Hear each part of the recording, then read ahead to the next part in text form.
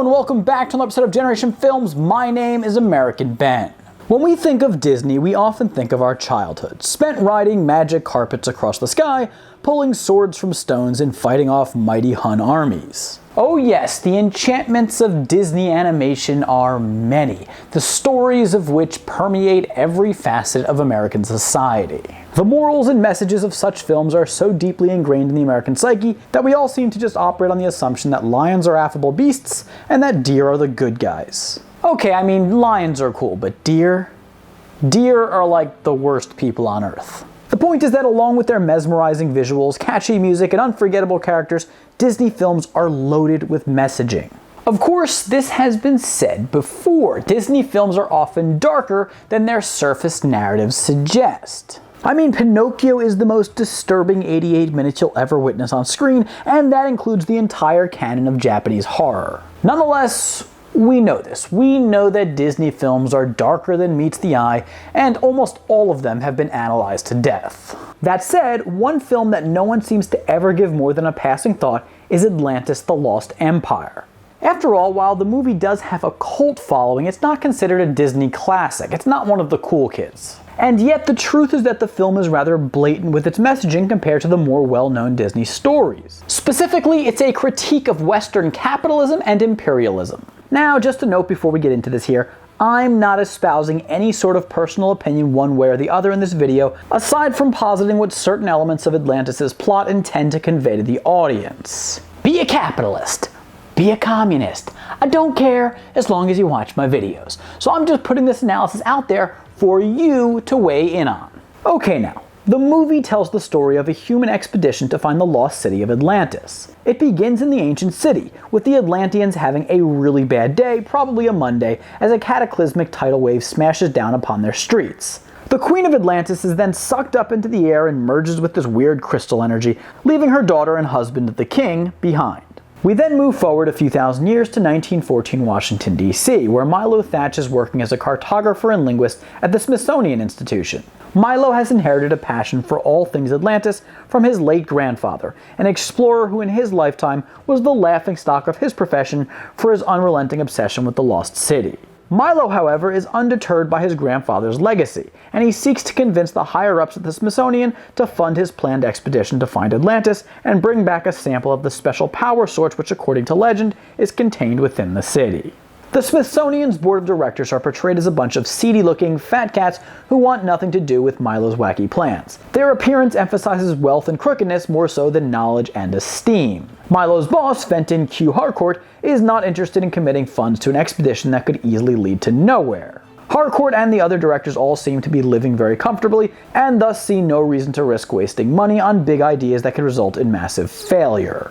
Now, to be fair, Harcourt isn't an entirely demonic individual. He does tell Milo, "You have a lot of potential, Milo. Don't throw it all away chasing fairy tales." But overall, he does seem more concerned with financial security than he does with progress. Such is the pitfall of a capitalistic system that prioritizes money-making over all things. Everyone is forced to act as a capitalist, even people in academic and scientific professions. That said, if someone came to me and asked me to fund a mission to Atlantis, I'd probably tell them to screw off too.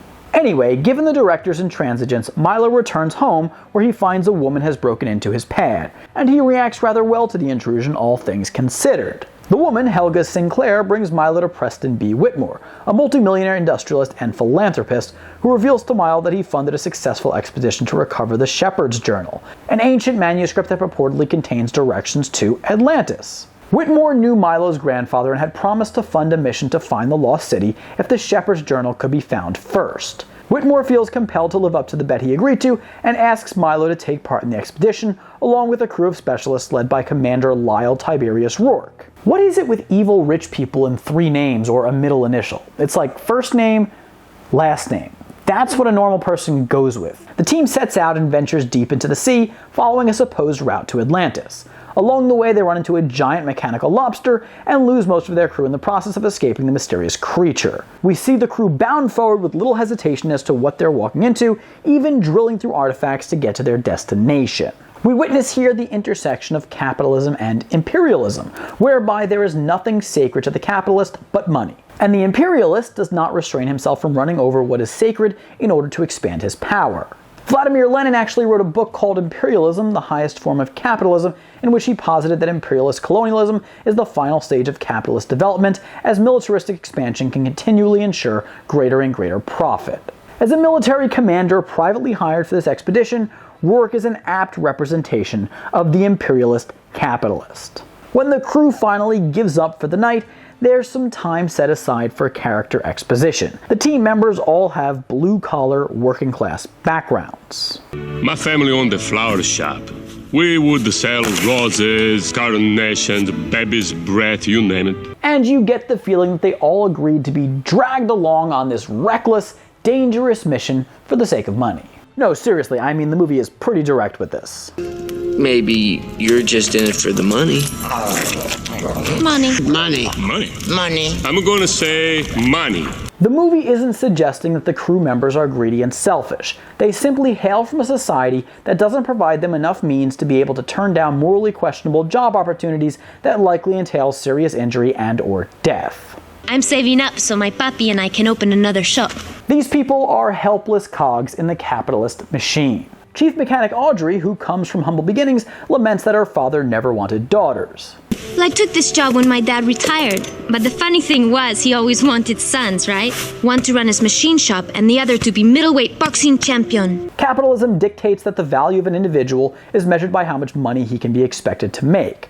Human life does not have value outside of its capitalistic potential. The most critical parts of the story, however, come when the team finally does arrive at what remains of Atlantis. On the way into the city, we see Helga and Rourke have the following exchange. Commander, they were not supposed to be people down here. It changes everything. This changes nothing. Once again, human life does not take precedence over the pursuit of capital. Rourke will justify the sacrifice of these lives as acceptable for the sake of profit. In the city, the crew meets the now fully grown and actually very old Princess Kida and her father, the King of Atlantis. The king does not trust the capitalists, especially as they bring weapons. But we are peaceful explorers, men of science. And yet you bring weapons. When Atlantis was drowned so many years ago, the king was blinded by that weird crystal energy known as the Heart of Atlantis. Though, while he is now blind to the material world, he has a higher vision that protects him from the enticements of the capitalists. Rourke, on the other hand, can see the physical world, but he is blind to the sacred. His spirit is corrupted by money. Meanwhile, Kida is eager to work with the capitalists to help save her culture and people. 1,000 years ago, the streets were lit, and our people did not have to scavenge for food at the edge of a crumbling city. The people are content. They do not know any better. Kida believes that the Atlanteans are suffering without awareness of their plight, a bit of a contradiction. The king sees no reason to fall for the capitalist's allure when the people of Atlantis are satisfied with life as is. Money is not the answer in his eyes. But Kida does not want her people to live in ruins. She thinks they're suffering even if they don't know it, so she cultivates a relationship with the outsiders. Of course, the capitalists take advantage of Kida's cooperation and seize control of the city. When he discovers Rourke's true motivations, Milo remarks, Such an idiot. This is just another treasure hunt for you. You're after the crystal.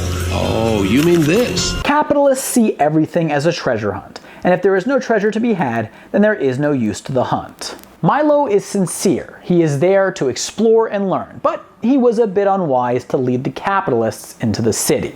When Milo calls Rourke a mercenary, Rourke even playfully rejects the term and offers, Mercenary. I prefer the term adventure capitalist. Milo tries to reason with Rourke by appealing to his morality. He tells him that without the crystal, the Atlanteans will die. That crystal is the only thing keeping these people alive. You take that away and they'll die. Well, that changes things. Helga, what do you think? Knowing that, I'd double the price. Milo is naive to think that he can guilt Rourke out of his plans to attain the crystal. Rourke's very conscience works to justify all profit-producing actions as moral. He even disingenuously attempts to defend colonialism and the looting of artifacts from foreign cultures as necessary for the sake of scholarship. If you gave back every stolen artifact from a museum, you'd be left with an empty building. We're just providing a necessary service to the archaeological community. This is an obvious allusion to the many ways in which capitalists defend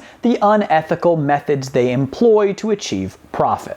They will often say they engage in such tactics for the good of society, when in reality they do so mostly for the sake of the ill-gotten profit itself. Rourke uses the method of imperialism to attain his profit. He doesn't even think to explore how the two societies, his and that of the Atlanteans, might develop a mutually beneficial relationship. Well, as usual, diplomacy has failed us. Obviously, diplomacy isn't going to work when your demand is that the state you're negotiating with hand over its most prized possession, that which keeps its citizens alive. Rourke mocks diplomacy because in his mind, such a tactic doesn't work to achieve unilateral profit. And as we see in the idea of the military-industrial complex, war in itself, even without a name, can be a profitable endeavor for certain entities. Of course, the capitalist isn't left invulnerable in our analysis here. Rather, his greatest shortcoming is that he does not have self-control in chasing down financial capital. When Rourke and his mercenaries are warned again and again about the power of the Atlantean crystal, they scoff at the danger and think only of profit. You don't have the slightest idea what this power is capable of. True, but I can think of a few countries who'd pay anything to find out. In pursuing money so recklessly, the capitalist will often meet his downfall as he messes with power and technology he doesn't fully understand and isn't ready to handle.